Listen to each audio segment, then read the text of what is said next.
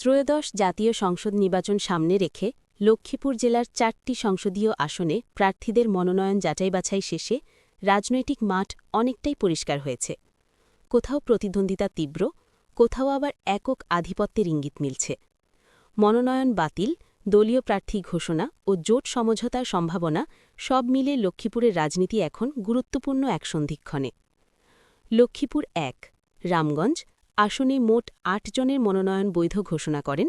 এরা হলেন বিএনপি শাহাদাত হোসেন সেলিম, জামায়াত নাজমুল হাসান, জাতীয় পার্টি মাহমুদুর রহমান মাহমুদ, ইসলামী আন্দোলন জাকির হোসেন পাটওয়ারি, এনসিপি মাহবুব আলম, বাসদ বিল্লাল হোসেন, গণ অধিকার পরিষদ কাউসার আলম, এনডিএম আলমগীর হোসেন। বাতিল হয়েছে রেজাউল করিম মুসলিম লীগ, এম এ গোফরান স্বতন্ত্র।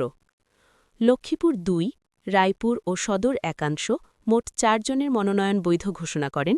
এরা হলেন বিএনপি আবুল খায়ের ভূঁইয়া, জামায়াত এমইউএসএম রুহুল আমিন ভূঁইয়া, খেলাফত মজলিস আহম্মদ হোসেন, জাকের পার্টি তসলিম উদ্দিন। বাতিল হয়েছে আবুল বাশার গণ অধিকার পরিষদ, কেফায়েতুল্লাহ এবি পার্টি, ফরহাদ মিয়া কল্যাণ পার্টি। লক্ষ্মীপুর ৩, সদর বৈধ প্রার্থী হিসাবে ঘোষণা করেন শহীদ উদ্দিন চৌধুরী অ্যানি, বিএনপি যুগ্ম মহাসচিব, জামায়াত ড রেজাউল করিম মূল প্রতিদ্বন্দ্বী। বাতিল হয়েছে হারুনুর রশিদ জেএসডি, সেলিম মাহমুদ এনসিপি, শামসুদ্দিন এনপিপি।